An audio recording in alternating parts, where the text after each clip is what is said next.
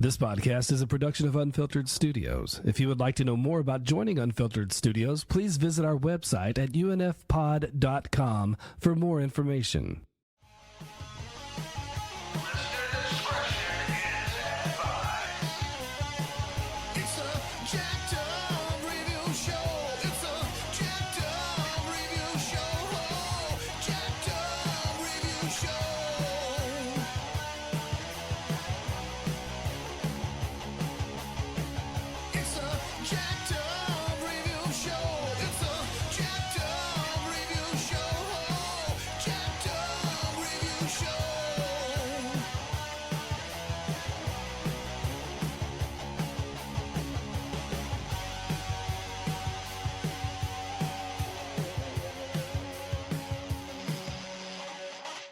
So, ladies and gents, I'm your sometimes charismatic host, Sully, and here with me is another person who's worn all the hats you can think of: podcaster, blogger, author. Oh my god, we got Libby Cudmore here in the house. Hello. She is formerly of the TV show Recap, The Shattered Shield, which covered the FX show The Shield, Misbehaving, which talks about all things the Righteous Gemstones, and more. She is more prominent on the OST Party podcast with her colleague Joe, and occasionally guest stars on his sister show Christmas Creeps, which provides hysterical summaries of all your favorite and least favorite holiday-themed movies all year, every year. Let's not stop there.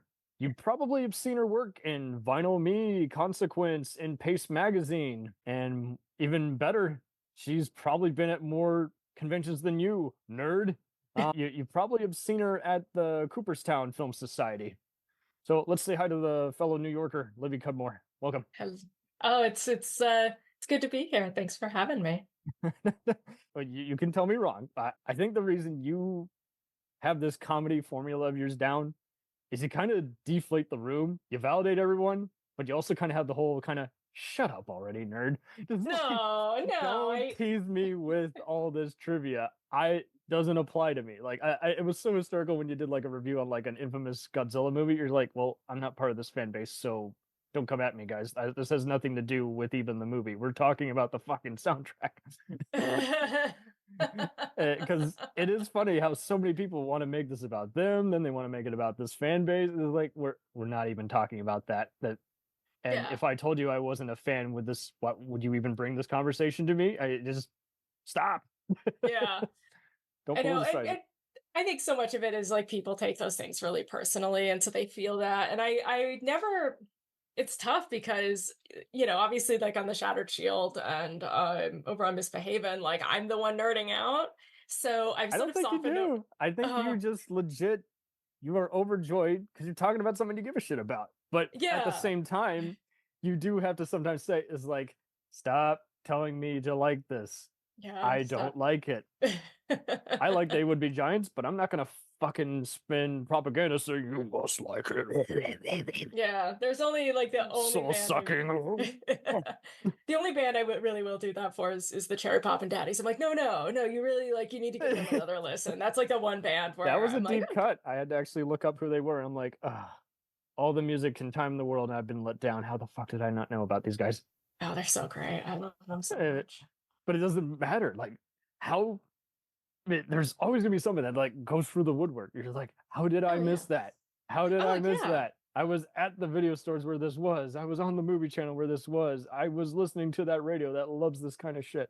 I know, and that's for me, especially now with just the access we have to everything. That for me has been like the most rewarding part. I mean, like my husband and I, we'll crack open our Netflix account, once in a blue moon, but Tubi is all the stuff we've missed or we remember, it was rated R when we were, kids. Something so for everybody. See it. There's a cult show like Buck Rogers or Highlander, then there's a new thing, then there's new movies. They kind of stole Amazon's funder of just a bit of everything.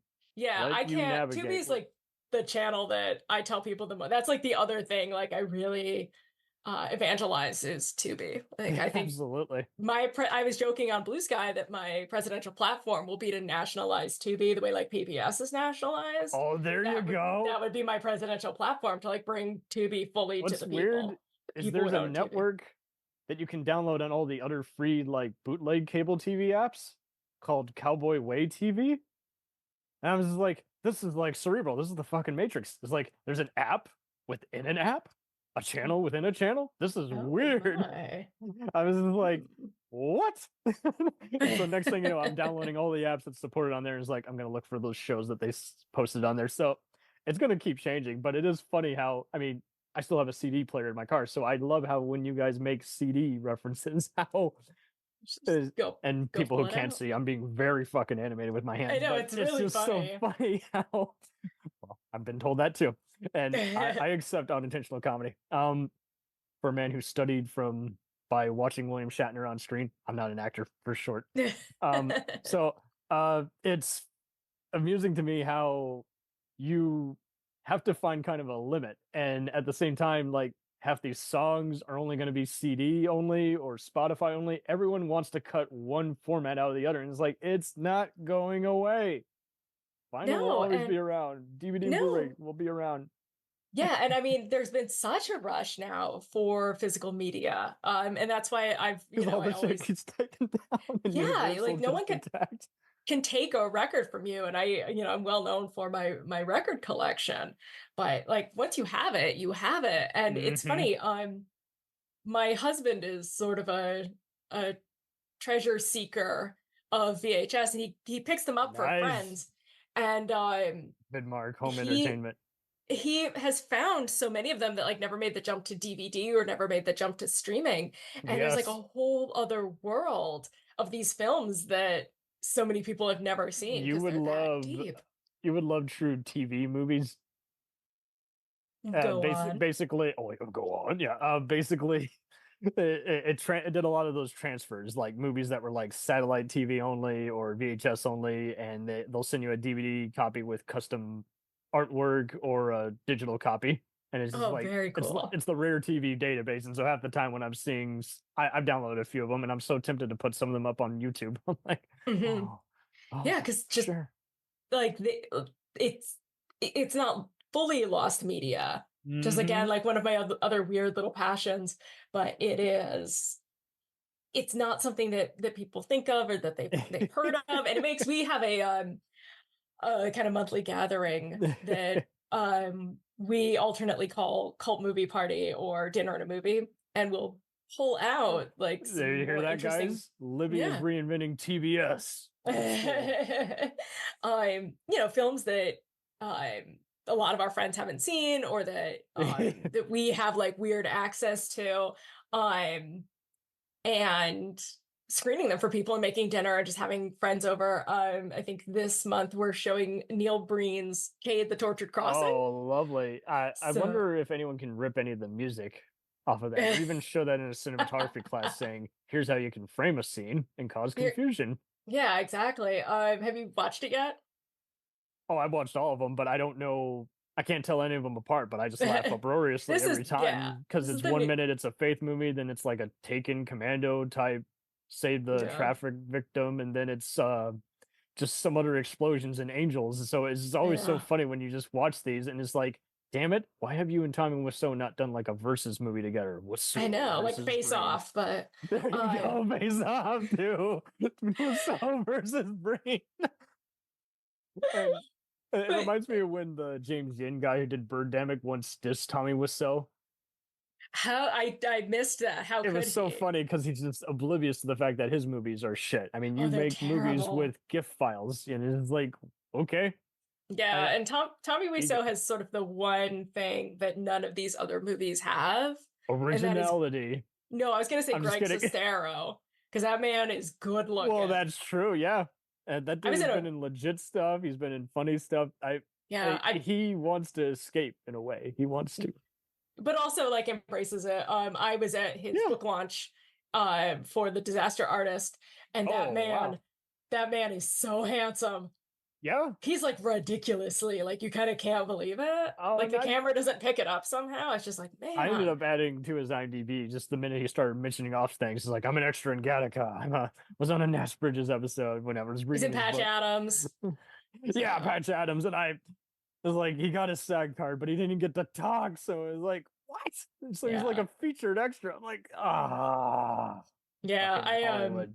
I taught The Disaster Artist. I taught I adjuncted a class last year, a writing class, and I taught them The Disaster Artist. Kudos. And then, yeah, had them write an essay about, failing at something just spectacularly. They had fun with it. Had a really good time. I bet. None of them had seen The Room, but we're putting that on our cult movie list. But that's kind of mainstream as far as cult movies. Are you still teaching at Hartwick College? I guess that's the. I work in marketing. Marketing. Oh. Yes. So I'm in the marketing department there, but they needed someone to teach class, so I hopped in. And it's funny, I used it kind of as an excuse to dig out all my old MST3K author books. I had Mary Jo Peel's Dumb, Dumb, Dumb. Oh, yes. Year at the Movies. I had I know Frank Conniff had How to Make Shitty Movies or something like that. Yeah, I haven't read any of Frank's books, and I need to because I adore Frank. I got some. What's so funny is I think I was about to buy them on Amazon, then I got them autographed at like a live Mad screening, and it was just great. It was just like, hey, give me a copy of Code Name Douchebag, where you're making fun of spy movies. Yeah, I adore him so much. Yeah. I will cry like a bitch when those guys leave us, because they somehow have survived it all. They could be bigger than they are, but they like where they are, and at the same time, like I see people who hate these kind of riffing shows, and they act like they and Joe Bob started it. It's like, no, we didn't start it, we just jumped on it. And Joe Bob can't claim it because Vampira started it. Yeah. Like it all goes, all of that. And going back to Tubi, we watched the documentary on Vampira, and I was very disappointed to see that they didn't bring on like Svengoolie and Joel and all these people who I can see why they didn't bring on Elvira, because they were in direct competition with each other, but bring on these people that she directly impacted. Like, she created this whole genre. And I think people kind of forget that because MST3K sort of brought it to a more mainstream audience. Well, was it the first exact show you watched? It was definitely one of the ones for me growing up. It absolutely was. It's wild how adults were cool with it, kids were cool with it, no one got hurt. Yeah, and it's funny because and I've told this story before.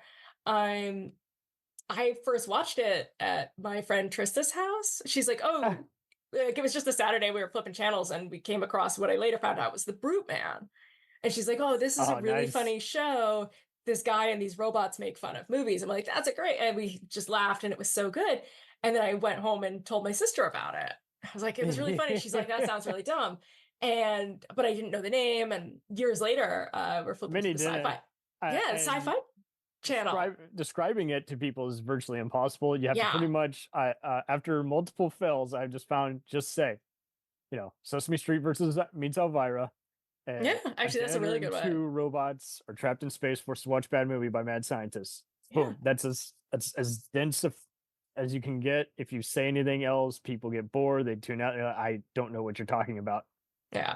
But years later, I came across it, and I said to my sister, I was like, oh my God, here's that show with the guy and the robots and bad movies. And she fell in love with it, just as I did. It was like our Saturday morning ritual. See eye to eye on a lot of the same things, or were you all kind of... This we saw, like we actually did. We're only 2 years apart, so nice. But and she liked Servo, I liked Crow, she liked Joel, I liked Mike. So we had a good balance going. Like, we were able to represent everybody. I tried to build Gypsy, and then COVID hit, and then I realized this giant baby chair is too much just to spray paint. I have my husband bought me a Tom Servo kit. So I have a Tom just Servo. get it already done. He assembled it for me, and that's good. It's in the other room, otherwise I forget it. And at our wedding, he was on the favor table because our post-wedding party was at the drive-in. So we had like a bunch of, we had bags, and it was just like, take some candy and meet us at the drive-in. We saw Jurassic World. It was terrible. Yeah. But it was still like, I think of, you think about movies as, experiences. At the time, you'll meet people you get along with on a bad movie set or at a bad movie screening. And you're like, let's hook up. Let's get the Instas going. Let's network. Yeah. And it was just, I remember that moment, particularly, like, that was that was like all my friends were there. Like even though we were watching a bad movie, like we were all together. I was like, this feels right. So you are one of the free Libbies I know. First one is my mother. Second one is, Really? yes, she used to be a school teacher and magazine editor, so joined the magazine editing club. That's so cool. And the second one is that Supertramp song. Yes. And And she's the third one. waitress on the cover of Breakfast in Mhm. America. She got the same. Oh well, then there's the Great Green Bean Company. Yes. Living on the table. And Yep, so yeah, I had you'd be the a fourth one I know. okay. I had a boyfriend that used to sing that to me, and I was always like, oh, You were okay, like, we're please fucking stop. still doing that. Cute. I didn't watch Antenna TV. Stop it. And mine's only. Does your mom spell hers with the EY, the IE, or just the Y? BY. Okay. Yep. So Yeah, just like you. yeah, mine's just LIBBY. So, yeah. BBY. Yeah, there you go. You could do a parody of some of those other rap songs. BBY. So how did you come across becoming a managing editor at the Freeman's Journal and hometown Anusha? Anusha? I don't know how to freaking Oneonta? Ononata. Yes, I can't fucking Oneonta. spell. Okay. Oh God, that's going way back. My husband was taking some photos, and the editor, Jim Kevlin, It's all about you, babe. but he spotted him and he's like, hey, send me those photos. He's taking photos of the sort of aluminum facing coming off of an old building that they were going to restore. No. He's stripping it in there. And he's like, hey, send me those photos. And then he kept calling and saying like, hey, can you run down and get me photos of this? Like there wasn't like a formal interview or anything. It was just like, hey, you work for me now. And then he said, well, do you know anyone who can write? And You're looking at her. my then husband, my husband is Ian. And he said, well, my girlfriend is a writer. And I worked there for 11 years. Hey, that's a like good really run. and it was the same kind of thing where it's like I wrote my first article was on like a wedding fashion show inspired by the royal wedding that one of the colleges was doing. And I'd never written for a newspaper before, so I just kind of like fudged my way through it.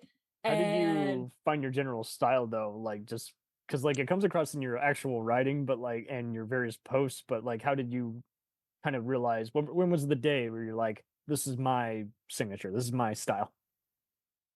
I don't know if there was one. Really? I always said I learned. I remember reading an article in Esquire called "Me and Obi-Wan at the Zoo," and it opened with the line about, like Ewan McGregor was running late, and there was a specific line about how his manager was like massaging her BlackBerry, and so I always just like that's how I wrote. I just wrote very visually, very like put you in the center of the story, which I still do now in my job at Hartwick. Like I'm very much like I don't do like the traditional sort of inverted pyramid. Mm-hmm. I write very like feature lead. So I was there for 11 years. I left the paper at the end of 2020 to go on to Hartwick. Do you have any other mentors or other support where they were like, hey, you got to follow this. You got a lot of passion in this area. Really just in my writing, like my novel work and short story writing. So I've got mentors there. And obviously like my editor at the time, Jim Kevlin, was a big support and really kind of taught me everything I know about journalism and how to translate that. So I guess that opened up the various conventions and book expos and other public appearances that you were able to go to. Yes, so many.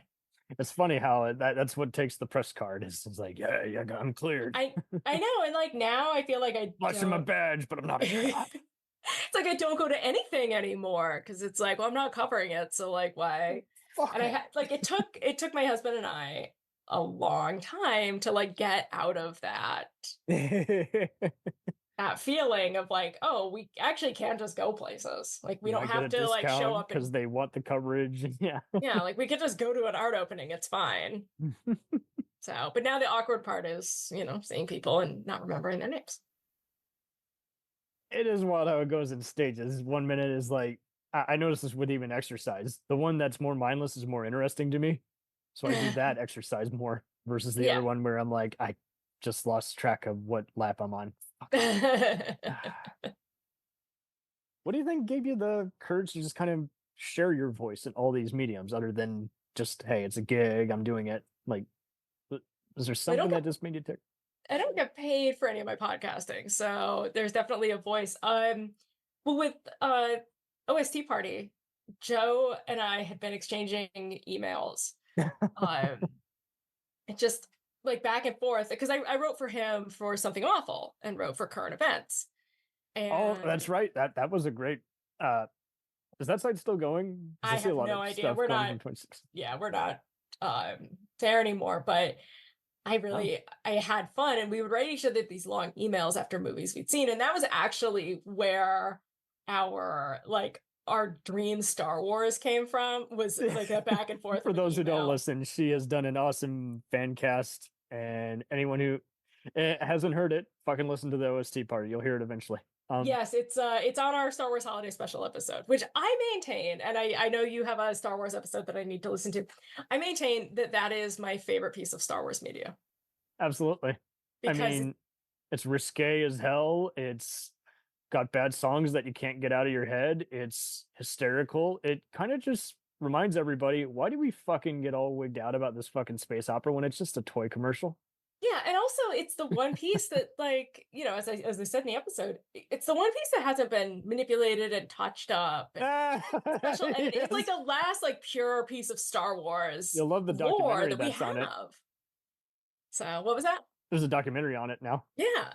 But like because it's owned by CBS, like we can't go in and edit it. Like what you saw that night and what you later like downloaded or Jefferson saw on YouTube. Starship got a record out of it. It's fine. It's fine. I had that 45. There you go. I have it in the vinyl. I've seen in the Star Wars Holiday Special. There you go. So what really prompted your trending hashtag posts of Vinyl Saturday, Record Saturday? Oh, Record Saturday? What made you say, I got this? Like, I can make this my niche on the side. Just, I want to make this a recurring post. Well, it was, my husband worked Saturday nights, so I was just home. And so I was just like, well, and one of the reasons I really love records is when you put on a record, everyone listens to it. Your hi-fi was such a central piece in the house. And I remember, like my mom had her records and she would play them for me, like her Blondie records and her Jethro Tull records, but the whole house listens because you've got these enormous speakers. So the idea of records as a group medium, as we're all going to put on a record and listen to it, or it'll be playing in the background. I love that, as opposed to, a tape you could have in your Walkman and listen to personally. A CD player, same thing. An iPod, even more so. And now everyone, has their AirPods. What's that, kids? Just Google it. And I just I love that. I love the kind of community listen. And the idea was, hey, I'm going to listen to a record. Why don't you listen to it with me?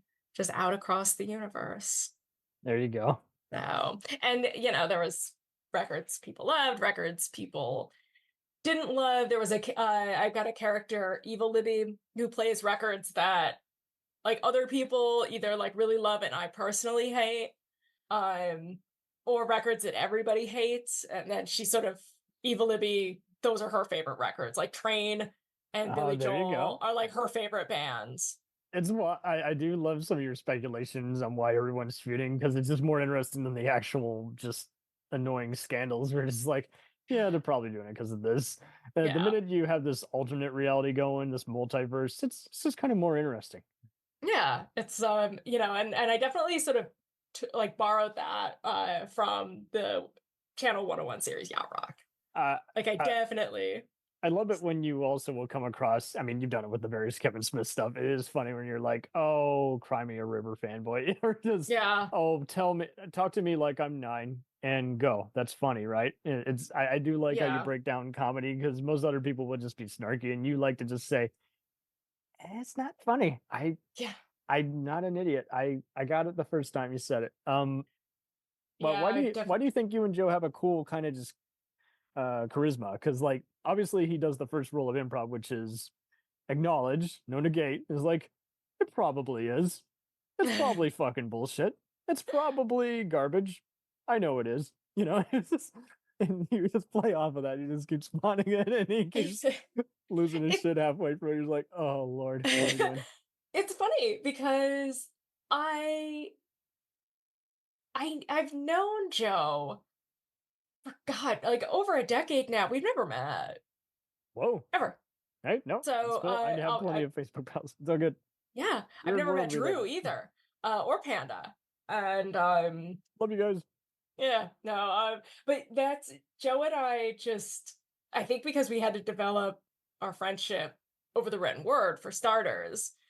And so when we finally did talk to each other, we already had like a rapport going and had for several years at that point. So I adore him. I think he's one of the funniest people I know. And there's a bit in our Dick Tracy episode where That's he right. makes me laugh so hard, like I can't breathe. And like he routinely, there. We'll return after these messages. If you like small town mystery, crazy news, and wild history, then the Florida Men on Florida Man podcast is for you. Each week, Josh Mills and Wayne McCarty bring you the absolute best Florida has to offer. So if you're looking for a show that's safe for the family, but funny enough to help you escape everyday life, then listen to the Florida Men on Florida Man podcast. That's Florida Men, plural, on Florida Man podcast. Hey, it's Brent Pope, the host of Breakfast with Brent Pope. You've seen me on some of your favorite TV shows saying things like, "Give it up, Jimmy. You got to sink this putt to win." On Breakfast with Brent Pope, I sit down with guests from the entertainment world, and we do it all over breakfast. Or should I say Brentfast? Every week on Brentfast, you get inside Hollywood info and tips, great breakfast recs and foodie debates.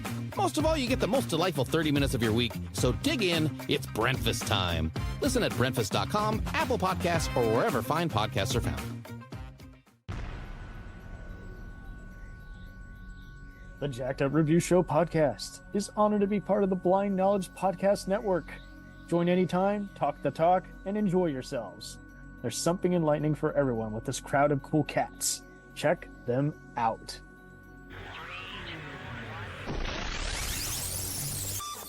Like I think each episode has a bit where he makes me laugh really, really, really hard, and like it usually gets, trimmed down. And that was always, I kind of took that when I went into the Shattered Shield, because as I sort of got into my groove there, it was always my intention to see if I could make Drew or Panda laugh until they couldn't breathe. It was always like, what can I do? How can I push this boundary? How can You guys did it with the one drug dealer or serial killer. Is like, he looks weird. Let's call him Cocaine Jesus.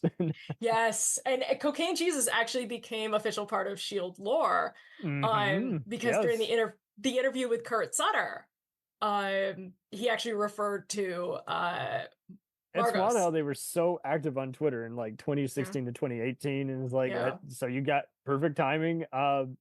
Everyone should check it out. Much like Inside Oz and some of these other sci-fi horror action podcast, I recommend it to everybody, because like you don't have to necessarily have even seen the episode to get the context out of this. You guys do a layering, you talk about social commentary as well as but do watch it because it's such a good show. Well, yes, totally. I dreamed the other night that I was showing Walton Goggins my favorite show, obviously, which is The Shield, and he didn't like it. It was a very, very weird dream. I have It's just not for him. Like that before, whereas like, have you ever had a dream where you're like, this is so fake, I'm exiting stage right? I had one the other day where the two last people who are interested in movies are bugging me saying, I need a copy of this. And they wanted to watch like the infamous sequel. I'm like, no, I'm not showing you Highlander 2. And you haven't seen anything. And why do you want it? Why do you care? And so the minute I, in the dream, asked that, I woke up. I'm like, God, I gotta stop having these fucking weird dreams.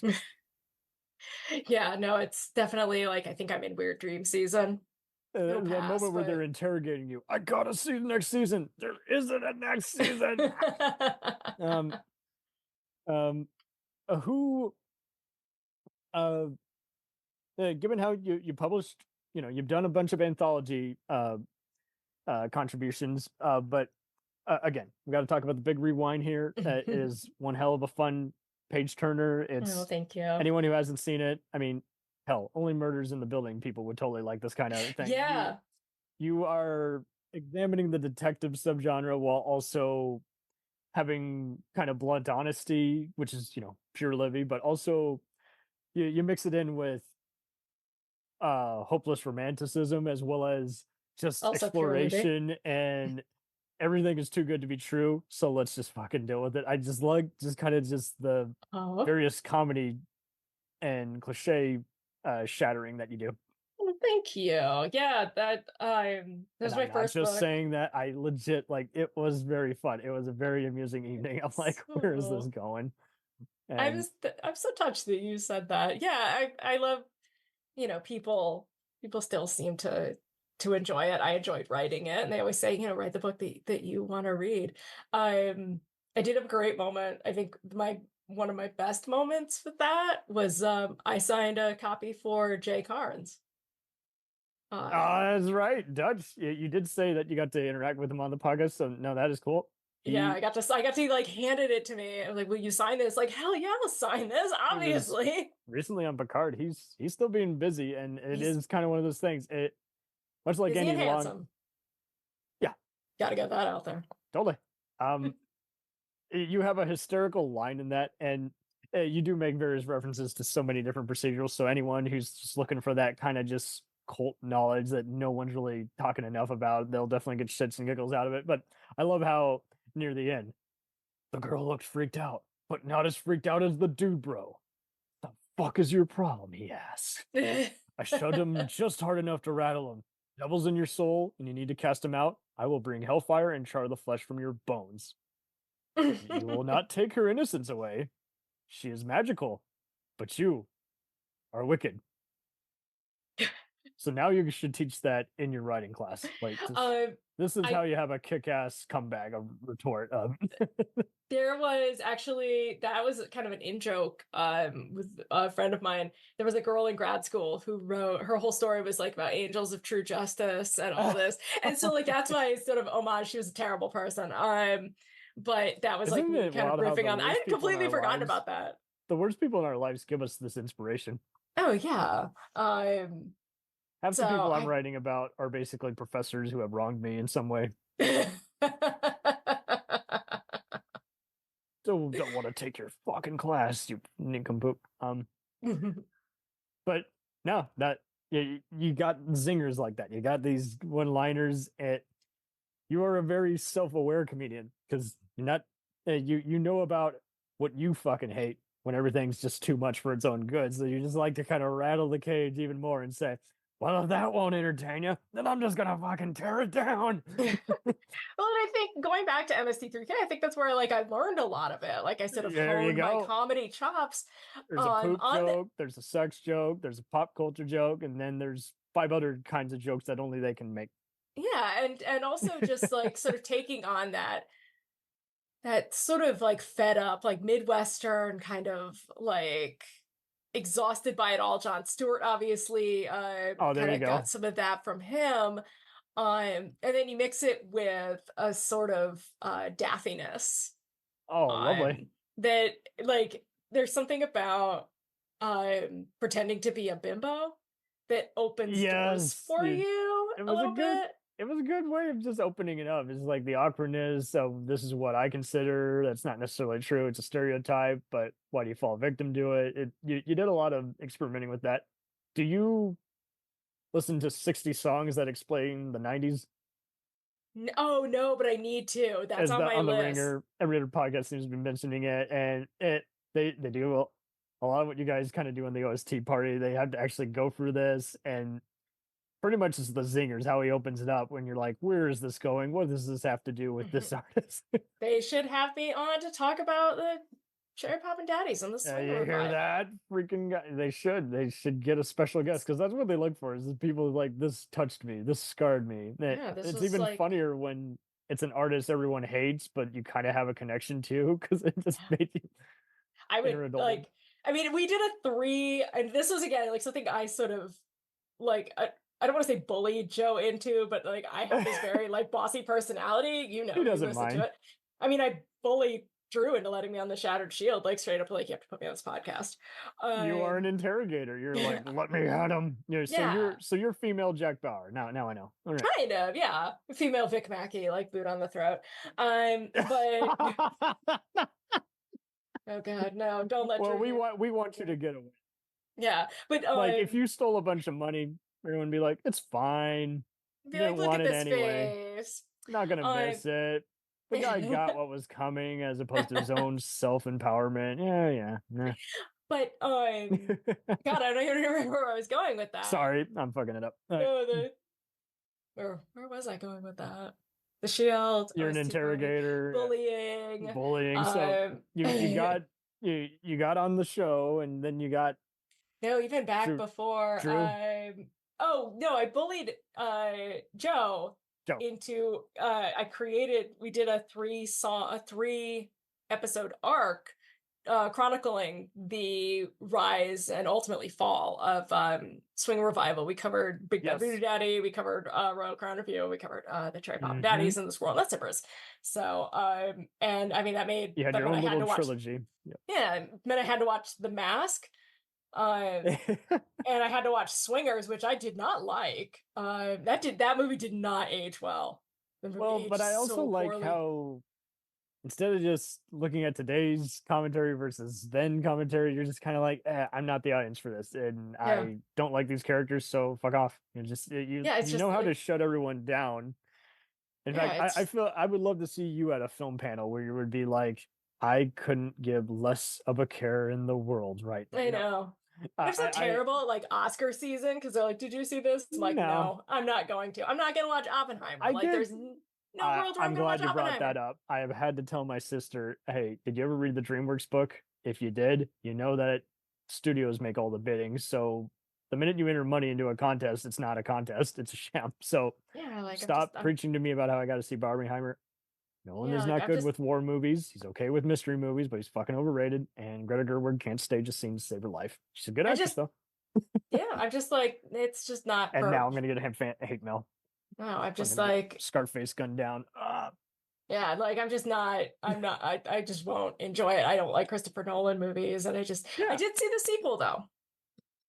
There's a Barbenheimer sequel? No, I mean technically Godzilla -1 is the sequel to Oppenheimer. There you go. Yeah, we have a drive-in in near my town, and sweet.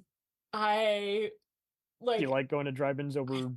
Love going to the drive-in. I'll see anything at the drive-in. I'd see Oppenheimer at the drive-in.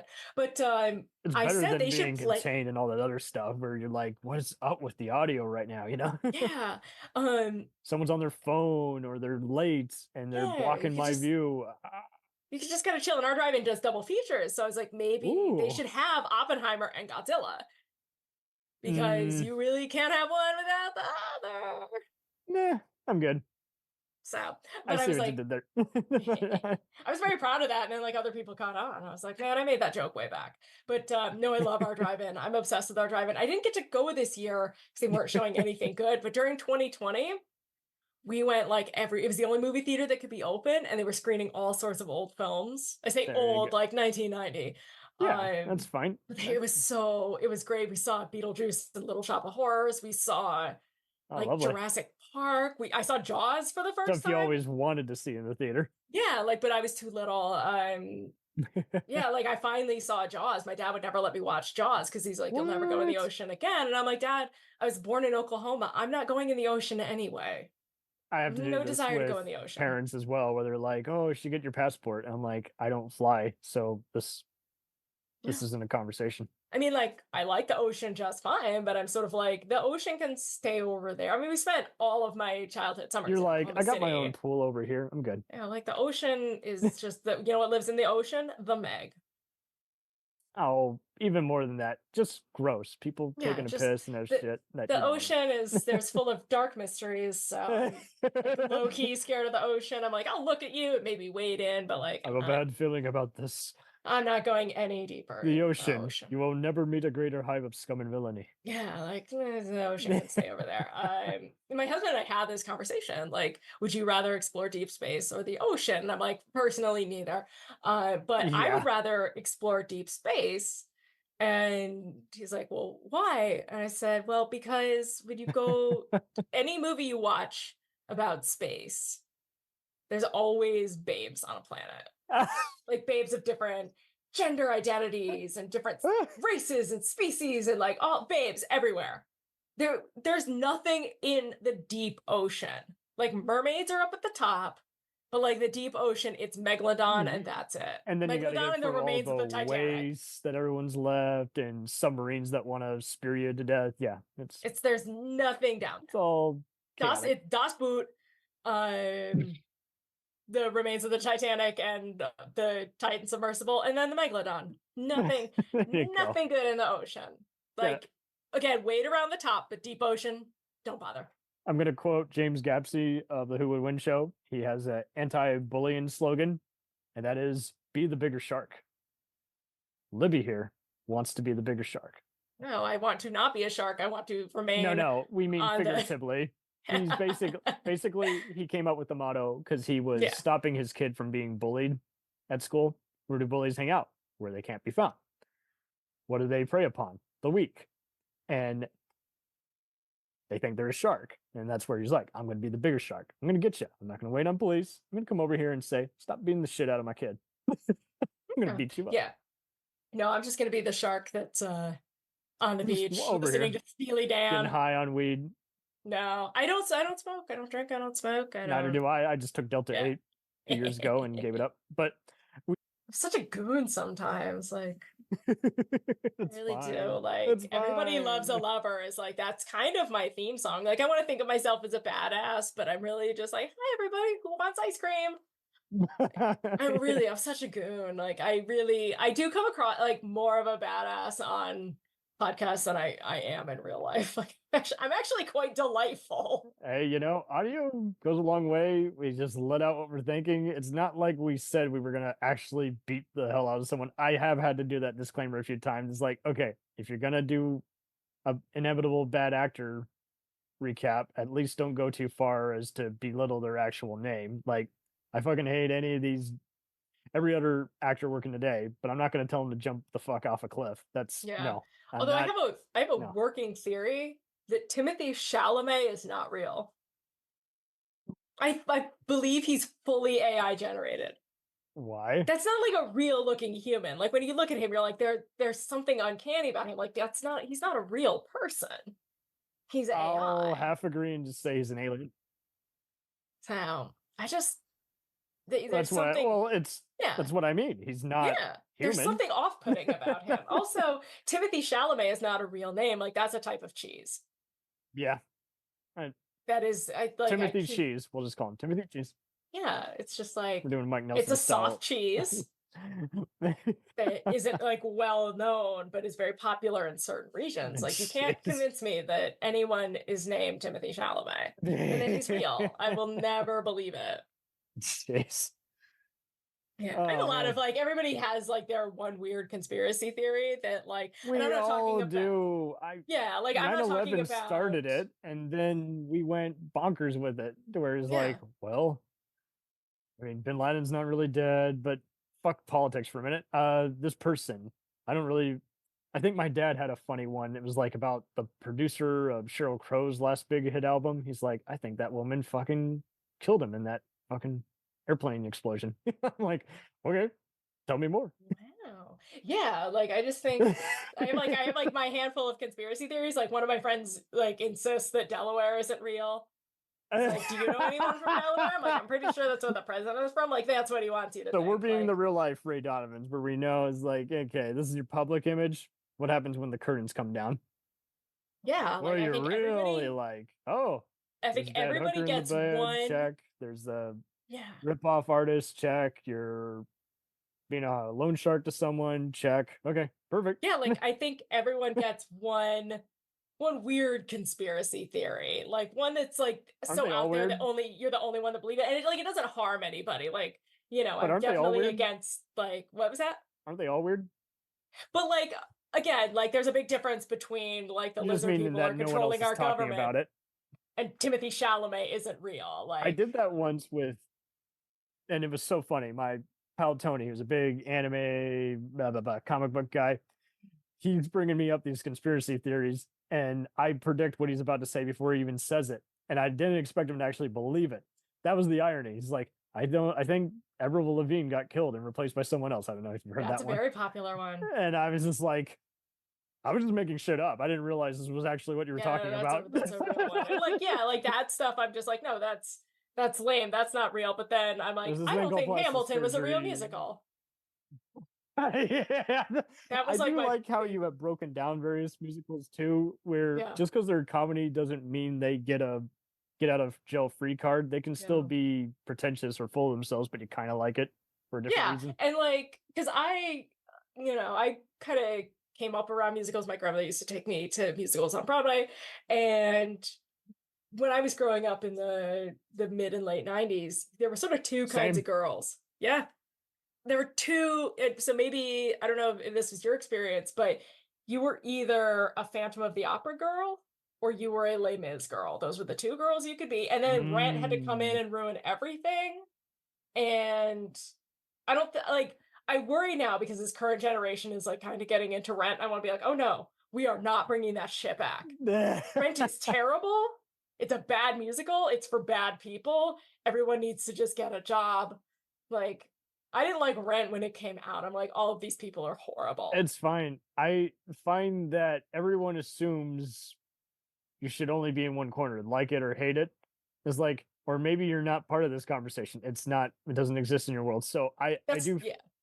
I was a West Side Story kind of guy. I like Classic. just kind of from the heart kind of stuff as opposed to the billionth, Treasure Island, Shakespeare take. And I like Shakespeare, but I'll shit on him all day because he's technically a hack because he, stole from people. But at the same time, everyone steals from each other. It's like they do this as a response to that. And yeah. But you are true in that it seemed like for a while everyone wanted to be like certain, yes, this is classic. Every theater class teaches this or makes you perform in a variation on this. And now we seem to have lost kind of, this was a inner city kind of tell. There was this that was actually more than just an LGBT thing. It was also kind of a equality play. A lot of the lesser known stuff is kind of been forgotten. Do you ever get exposed to Greater Tuna? I do not. Okay, No. so long story short, it is a play where two performers are required to play multiple characters all in one. Ooh, fascinating. In a small town, just very small town, hence why you got to play all these colorful characters. You're playing the mayor, you're playing the restaurant owner, kind of like to do on half these shows we mentioned. But that's fun. It's funny what plays don't get shown nationwide. They're only in like maybe 5 max. Yeah, I don't keep up with musicals anymore because they're all based on movies. And Why do you think everyone care. assumes you have to instantly be able to sing? Whatever happened to just the spoken word play? Well, I was keeping up with it's been a long time, but I did some theater like locally. Didn't we all? Which was always fun. I was actually going to ask you about that. Did you also take improv? No, I did not take improv. Everyone who took improv that I knew, except I think maybe my friend Brandon, was the worst person I knew. Talent shows? I did talent shows in high school. Yes, I got one of my predictions right. Okay. Yeah. Oh no, I was I did like and all that jazz. I used to sing. Okay, so again, to sort of date myself, I was in show choir and we would do Seasons of Love. So like every so often, it's like it's ingrained in me. I'm just like 525,600 minutes, 525,000 journeys to plan, and it's just like it like attacks me. I'm just like, oh god. It's lovely. Improv fucking sucks in high school or junior high. Well, it doesn't matter. Same difference. But when you get to college, people it just are sucks actually... at a different level, I assume. No, it's great. No, I don't believe you. Okay, I'll prove it. So it took away the fear of failing, and now I make split decisions. before I Okay. took people like improv because shields come down. Yeah. It I sucks know. in junior high and high school because everyone's just imitating Saturday Night Live and Yeah. Chappelle's Show.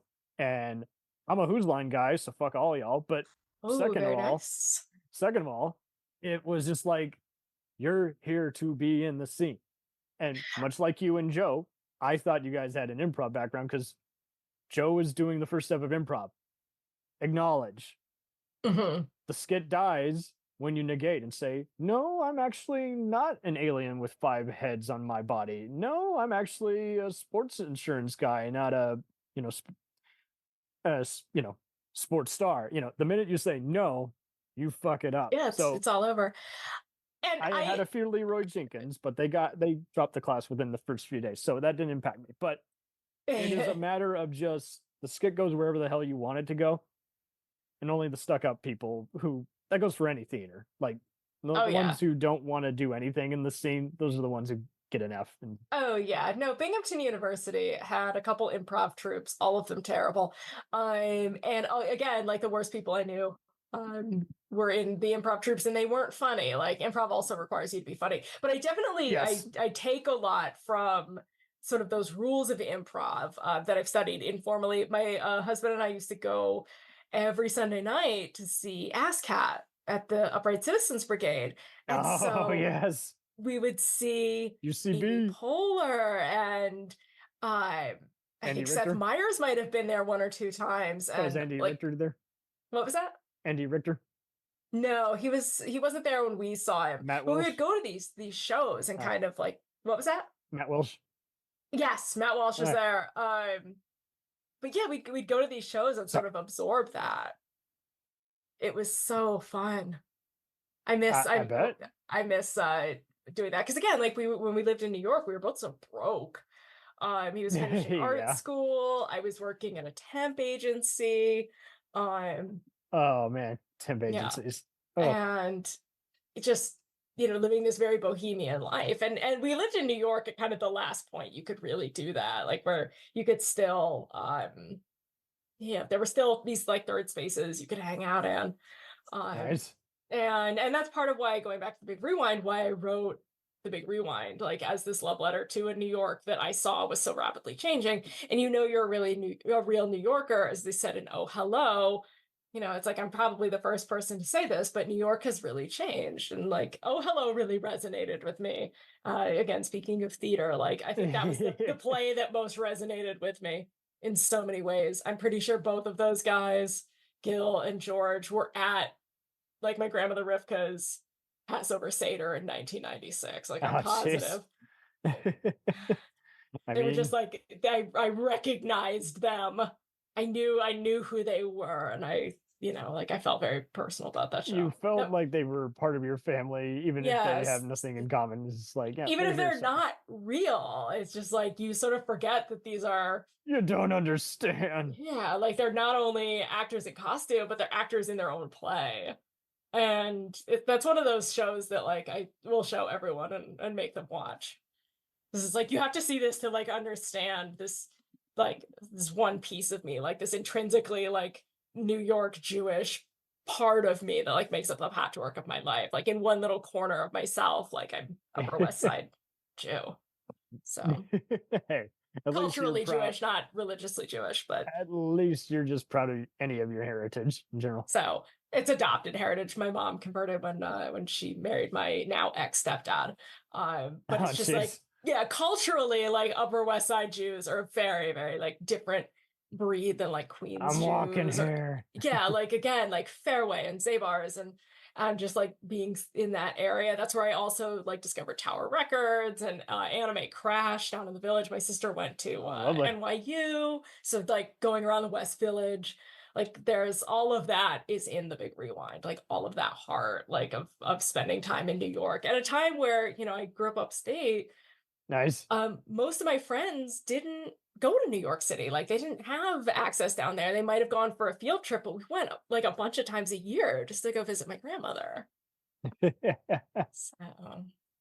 So do you think many people kind of have more identity crisis just even nowadays? years before we were even talking about mental health and fitness and everything, it seemed like so many people were just like, I have changed my identity so many times, I don't really know what I am. I'm, I think that one's above my pay grade. It'd be interesting to know, because like I feel like you sum up so many different kind of identities so well whenever Well, you're thank talking. you. I feel like we each, Like you can explain who like, you are. You've already done a good yeah. job of who you just now are, and I still want to know more. So I feel like part of kind of the best, this is like my advice, the best way to go through life is to, I don't want to say like make peace with all these identities and all these parts of you, but like recognize that they are what builds you. You don't build a Lego castle from one piece. Like you build it piece by piece. And so I feel like having all of it's these not different a experiences, castle. like It's not a like tomb. wearing them like a patchwork quilt. Like this is the part of me that lived in New York for a few years. This is the part of me that was a journalist. This is a part of me that's So a it's like writer. reincarnation. That version of me is gone. This is reborn with this No, version. but because I think it's still present with you, and I think it still built you, and so you have so it never like, leaves. yeah, and I think that that's so important, like to make sure it's not a like this is me now scenario.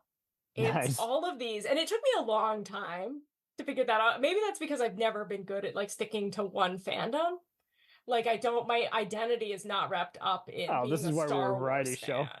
I don't want to be just Yeah, the but like space some opera people, or horror guy.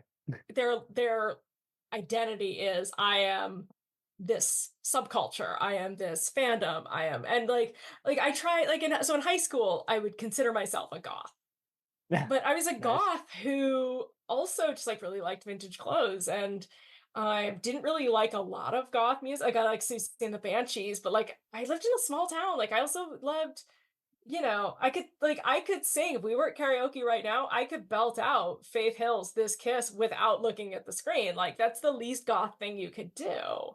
That's But an interesting like way of putting it. I that's didn't like think of it that way. That's a part of me. Like I was never like fully subscribed. Like I love the look. yeah. I'm still a There you goth, I go. think in my heart, but like I'm more than just You- like this subculture. I didn't fully subscribe. Magic word there. Yeah. So I'm here, but I'm not part of the team. I'm just surveying. I'm looking on. So yeah, or I'm just like I'm trying on this. I like this outfit, so I'm gonna wear it. And I think that nowadays, because there's so many fandoms you can be a part of, like I feel like people show up almost too hard for things. Like they identify themselves, especially with fandoms, which bothers me a little bit personally because I don't like I'm not owned by anyone. It's like Servo said, I'm the wind, baby. Like I'm not owned by Hot Topic. I'm not owned by this anime. I'm not defined by my love of this You're gonna hate me band. here. I'm gonna say it this way. To quote Crow, I want to decide who lives and who dies. Yeah. So I don't know. That's the line like by the MST3K line my husband and I use the most. Like, oh, I don't know. I also use like why don't they look a lot. That's my favorite. So why don't they look?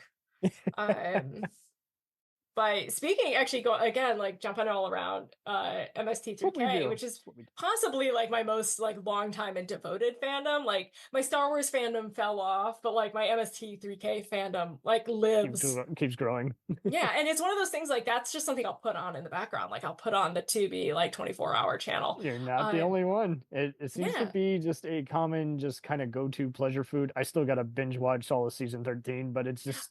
I don't do the new seasons. I sort of drew, that's where I drew the line. And I tried to one night and I just like. Oh, this is the one with the female host? And I like that.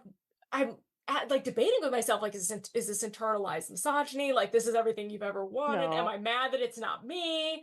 But it just, for some reason. They all start rough. I mean, yeah, kind of. It doesn't. The first episode is never the greatest premiere, but you also got to be in the mood for bad movies. Yeah, and it's just like it didn't land with me. I don't like Jonah at all, and also I think this is the one with the new one, Emily. Yeah. All right. But like even like as they were starting, it just I think it was like okay, I'm gonna stick with the old ones. I'm glad that they're gonna keep doing it. I prefer riff tracks, and again, I was always Team Mike, so that's fine. But what you like. Yeah, like I'm happy that they're able to still do it, but I am mad that Ernest Cline got to write on that show. and I didn't, even though I was like never in the running. It's not like he beat me out for the running. I just saw that he was writing for it, and I'm like, white men get everything. They just fail upward. Like, this is a dude who had one book that was popular, other book like burned through a huge contract, like just Armada absolutely tanked, and just like continues to sort of fail upward. Ernest Cline is probably my biggest nemesis. Like, I fucking hate that guy. I would throw an orange Julius on him. All I know is I don't like his book, but I like the movie it became. Yeah, no, I hate him. He wrote like a bunch of really misogynistic poetry. Like, he wrote his like Nerd Girl, and I'm like, eat like a butt, my dude. Just, I didn't know he did that. oh my god, like, eat ground glass. I thought he was just a hack writer. I didn't know. No, he's just like, look up his like nerd porn, and it's just like, go fuck yourself. I hate that guy. That is truly like my most like, I was like, I'm not gonna get angry. I'm not gonna talk about the things I hate. I'm gonna talk about the things I love. But I'm like, no, Ernest Cline can eat shit. And if he doesn't like that, he can come, I don't know, fight me. I'm scrappy. I could take him. I can't take Michael Bublé, but I can take Ernest Cline. I'm scrappy. So the Nickelback of books. Now we know. I will get shit for this. I actually like Creed. I can't tell him apart from Pearl Jam, who is Livy's favorite. Hold on.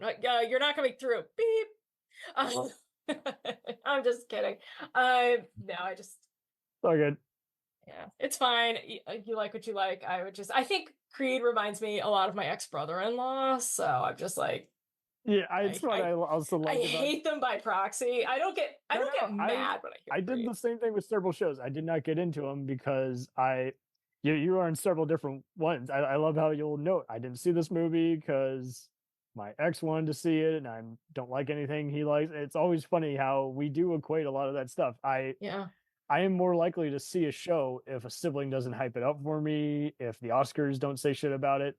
I already know I'm probably going to like this, but if I see a friend who was very snobby and full of themselves, I'm probably not going to like it. Sometimes I do like it, but I halted it because it was just like that personal connection. It was like, My ex got Star Wars in the breakup, and I like, it's fine. It's fine. Yeah, like I Face it out. I was just like, fine, keep Star Wars. I don't give a shit. The Star Wars thing is annoying because they don't realize how good they've had it. And now they want to bitch about the stuff that everyone is saying was once good. So it's just like, what? Why do you guys eat yourselves alive? So you're like praying mantises. You must eat yourselves alive and say it's not that good. Yet I watch it a billion times. Yeah, no, and I'm just like, I don't have that kind of energy. Like, I can't do. I've lost respect for Marvel fans when I saw that one douchebag who gave up the ending of Endgame got like trampled to death. Is like, see, two wrongs don't make a right. Yeah. No, he shouldn't have been a spoiler, but you, 5 of you all teaming up and kicking the shit out of him. And that's petty. That's I missed that. Yeah, I never did the Marvel films. I was never into them. DC I saw a guys couple are of also them. helpless because they're like in denial. They're like a losing team on a sports station. They're like, oh, it's amazing, even though they lose every Super Bowl. It's like, well, I don't want to be part of this team. Yeah, no, I just like I miss all those. I saw Ant-Man and the Wasp because Walton Goggins was in it, and my friend Mike, has like, I've dragged him to so many bad movies because he would like come over. Again, my husband was working, so he'd like come over and hang out, and we would just go. I'd be like, "Do you want to go see Tomb Raider?" He's like, "Is Walton Goggins?" And I'm like, "Of course, Walton Goggins is in it. Do you think I'm just gonna go see Tomb Raider? Are you nuts?" I saw Predators like 4 times in theaters. Oh, that was so much. Everyone actually. Predators. Everyone laughed the loudest at that scene where he's like, "What's that tattoo of?" "It's my sister," or he's playing the prisoner, and I just about guffawed. And, but so many other people lost their shit. But he's great. We had minorities in the audience who were going, "Ew, nasty," when someone was getting like their guts, like their spine tangled out. I'm like, you're at a fucking alien monster movie. What did you think was gonna happen? Yeah, Predators. It's not for the faint of heart. It was just I did that with those shitty Maze Runner movies It was like, Yep. okay, 1 was boring, 2, I can't even remember if I saw. Blah, it's the And brain. like he's only in it for like 2 minutes, and I saw it, and I'm like, I'm glad I Was he in spent the money and third saw it. one? He's in or the third one. Yeah, so there you go. So I And saw like, that because Giancarlo Esposito and Barry Pepper were in it, and then he popped up and was like, "Oh, awesome, bonus points." For yeah, no, something I that just I wouldn't even rate that high anyway. yeah, I've kind of like I've dialed back on that. I'm probably not going to watch the new Fallout. It looks great, but I don't have Amazon Prime, and I don't want to pay for one In more all service. fairness, everything's going to start getting even more, I think, bootlegged, just because the whole idea that you got to give up this and spend less money. I'm like, that was never going to happen. Yeah. And I mean, I'm watching the Halo show, and every other gamer seems to hate it just because they're actually trying to have a coherent story. And it's like, well, the games have a story. Did you think it was going to be mindless alien action? Yeah, I'm not a gamer. Like, I mean, I don't game anymore because like there's so much shit talking. It's just like, okay, I'm here to play the game with you, not have you teabag my dead body after an explosion. That's just not how I roll. That's I guess kind of aged out of it. Like, it wasn't really for me. You'll spend so much, and as soon as you get the new system, you'll get 5 other new systems or add-ons that. Yeah. Although my husband and I have been playing Chicken Police, which I like a lot. We played Black Sad. But I've always there's a cat and a rooster and with a shotgun. Wow. Yeah, they're both detective games, which I love. My husband read all the Black Sad books, and one of the many things that he one of the many things he brought to this relationship was Black Sad. But so it's Animorphs meets Lethal Weapon is kind of what I'm getting. That's Chicken Police. Black Sad is a little more like The Long Goodbye meets the Aristocrats. The Aristocats. Sorry. Oh boy, those are two very different things. Hey, I mean, you just mentioned a classic noir talent. It's my favorite book. So there's a new Sam Spade show. What you mentioned some of those classic other detectives. Are you more of a Raymond Chandler guy? Or are you I'm definitely a Raymond Chandler gal. All right. I'm watching the new Sam Spade, but it's the Monsieur Spade. It's definitely kind of a monkey's paw situation where it was like I was like, please one day give me Clive Owen as a golden age detective, and they did, but it's not very good, and I'm really mad about that. It is pretty slow. Like it's too slow. And again, like while I'm here, I want to tout some of my other presidential campaign promises, and one of them is we are going to cut 20% of staring mindlessly into space from film and television. We're going to get rid of staring into space blankly emissions in TV, or cut them by 2027. Cut them by 20%. That's my promise to you.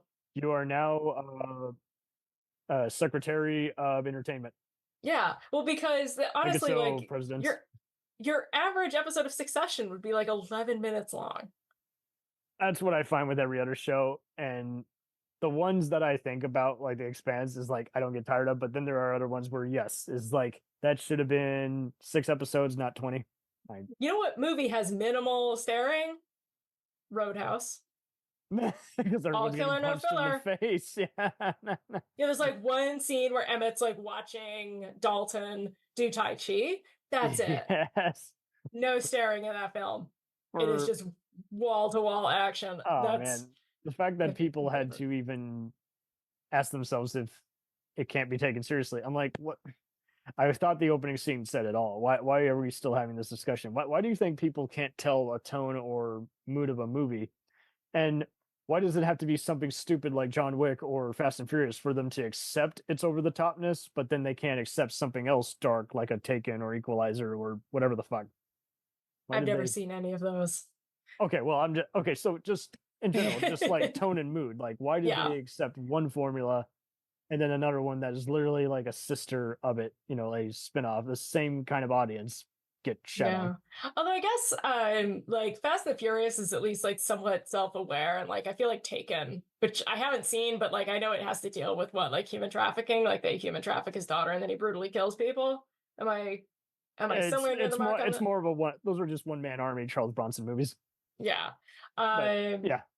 Yeah, like Fast and the Furious is just ridiculous. And so like But John Wick's kind of the same variation where it's sexy and cool, but one-man army killing, and it shouldn't be 3 hours, but it is. So I did see one. I don't even remember which one. Like, are the Fast and the Furious movies any different? I don't know. But I saw one of them at the drive-in. And I'm like, it's a perfect drive-in movie. Because, like, if you go and you get popcorn, you're not going to miss anything. You're not going to be like, oh, no, this was the critical scene to the whole movie. You're like, oh, I missed one time where a guy was driving really fast. Oh, I did that with Mad Max Fury Road in theaters. I came back. I got hot dogs for me and my pal Jeremy. I was like, what'd I miss? He's like, they got off the road. Now they're homies. Now they're fighting together and they're back on the road. I'm like, so I didn't fucking miss anything. Yeah. All the same. Hot dogs. So what kind of movie theater were you at? I was at the mall, probably a Cinemark, AMC, whatever the hell they have installed in there. Okay, I didn't know they had hot dogs. We have a local theater. Everyone's like a local, a regional chain. We don't have like a Regal or an AMC. It's just, I don't go to the theater that much anymore because I don't want to support the animal that it's become. I don't want to keep encouraging them. Hey, keep throwing shit at the screen. I'm not doing anything with The Rock anymore. It's insufferable. I don't want to do it. I missed a bunch of films that I wanted to see. Like I wanted to see Poor Things in theaters and I missed it. I wanted to see American Fiction in theaters, but I missed it. I think you would like American Fiction, but I saw it and I loved it. But it is wild too. You get to that point, you're like, I want to see it, and then I'm not liking my bank account this week. Maybe I'll wait. Yeah, and it just like it was in and out of theaters so fast that I didn't get a chance. Yeah, to see it because again, we just have like a small. I think we've got like a 10. And you were mentioning Jurassic World earlier. People are the worst at monster movies sometimes. It's probably better at a drive-in, but man, I was at one of those newer Godzilla movies, and me and my friend were kind of doing a miniature kind of MST3K. We were just mumbling stuff to each other, and someone who somehow had the hearing of like an actual dino was like, "Can you shut up?" That would have been me. I hate when people talk at the movies, which is weird because it was just the most predictable plot. The scientist sacrifices himself, and I was just bored out of my gourd because we're like 2 hours in. But at the same time, like I don't know, like he looks like he was enjoying it, but his girlfriend wanted to escape, so it's just like. I don't know. I've been close to where I wanted to walk out, but I couldn't because someone else was there. Yeah. No, and that's one of the reasons I like the drive-in. Like if the movie's terrible, you can make fun of it. Drive away. No one's gonna hear you. So that goes in my policy that I will see just about anything at the drive-in. As long as there's no whiny babies. Yeah, but even so, they're in their car. Who cares? Although my friend Mike likes to. He's like one of my drive-in. Nelson? No, I'm just kidding. I wish. No, he likes to sit outside, and I'm like, Mike, my friend of all friends, get back in here. It's very cold, and I'm from Oklahoma City. I am not built for this kind of cold. Like I'm in a blanket, and I'm like wrapped. I've got a hoodie on. I've got like wool socks, thermal tights. Like I pulled out all my winter clothes, and he's like there in a light jacket. Now I see you as someone with a cool hoodie, and you're at a table. And the logo that displays on your bed sweater is "I read your book, you bastard" from Patton. I see you as being the book judge saying this is shit. I threw it out after 2 pages, or this is great. Write more. No, I have 3 hoodies. I don't wear them that often. I have a hoodie that I made from a vintage Morrissey shirt, and so obviously, like, I don't wear that one in public, which is a shame because it's like a really comfortable hoodie.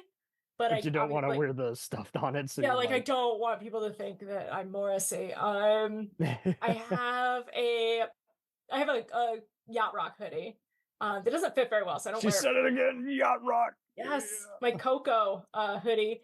The gorilla? Coco, the cartoon? No, how is it? The God of Seafaring and Smooth Music from the Channel 101 series, Yacht Rock. But I've got that. I've got my bachelorette party hoodie, which my husband made me. It has dinosaur spikes up it because I wasn't a bridezilla, But I do like sort of weekly update emails to what I called my Mothras, which are my bridesmaids. And it'd be like Bridezilla update. I was a very, very, very good bride. But so I made them an episode out of Bridezilla's. but I made them all hoodies on that show with Mothras on them. And then I had a Godzilla hoodie, but it's pretty worn now. But the hoodie I wear most often. So it was a very geeky wedding.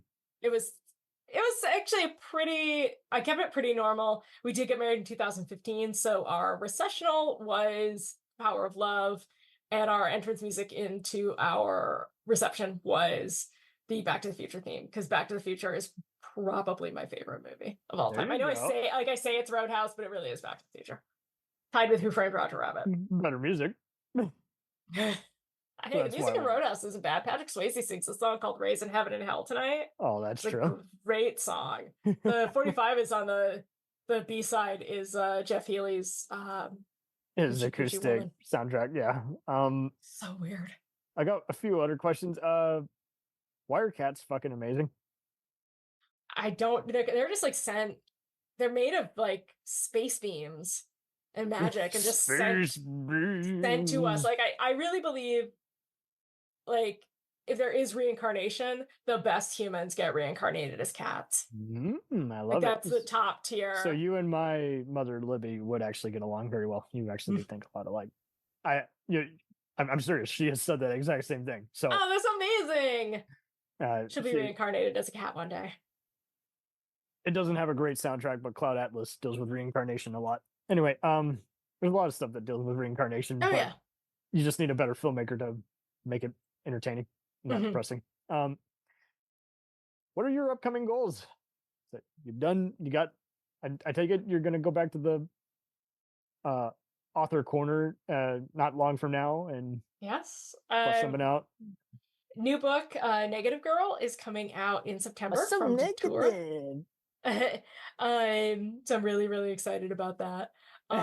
That one has, and I'm kind of putting this out there, that one has a S.H.I.E.L.D. reference hidden in it that no one has been able to get so far. In this upcoming book? Yeah. Because it's based on a series of short stories. Do they steal a money train? No, but it's like no one, it's like one of those that only amuses me. It's like a weird little dumb joke that, like, when you get it, if anybody ever gets it, they'll be mad. They'll be like, that's really dumb. But I'll be like, but it's again, it's like a pure piece of like Libby. Of course, we like to have hidden references. It's a really, really dumb one. And there'd be a few other 24 or S.H.I.E.L.D. references I would sneak into something. Obviously, the good cop and bad cop left for the day would be one, or not on Cinco de Mayo, but yeah, 24, I would sneak in one and say, I'm going to need a hacksaw. And MST, I would say, if we're doing a sci-fi disaster, in fact, I might even put it in one of these audio dramas. I'd love to have you be one of the voices of. Oh, I'd love that. And the line will be, "Get me rocket number 9." Give me rocket number 9. The camera, but everyone else is going to think we're talking about a fucking missile. Yeah. I'm sure there's like, I mean, MST, I think there's a Fontanelle's reference in The Big Rewind. She's looking for the Fontanelle's 7-inch, which I have. Like, I actually bought. You did have some good.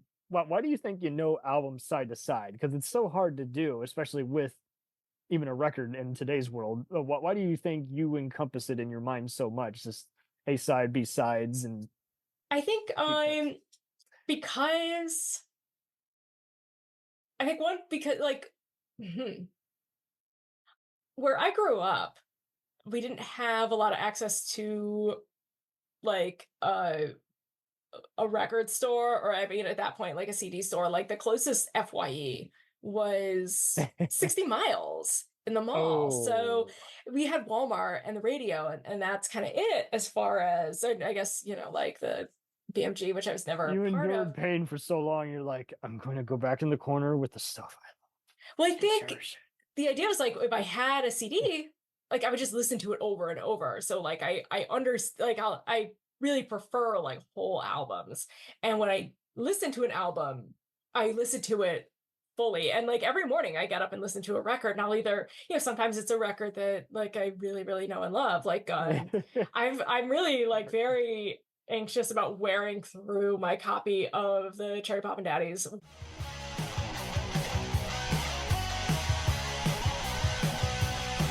Follow us on the web on Facebook, Twitter, and Instagram. The podcast is available on Podbean, Spotify, iHeartRadio, Anchor, Apple, and anywhere else podcasts are available. Feel free to review our show and leave comments on any of those sites.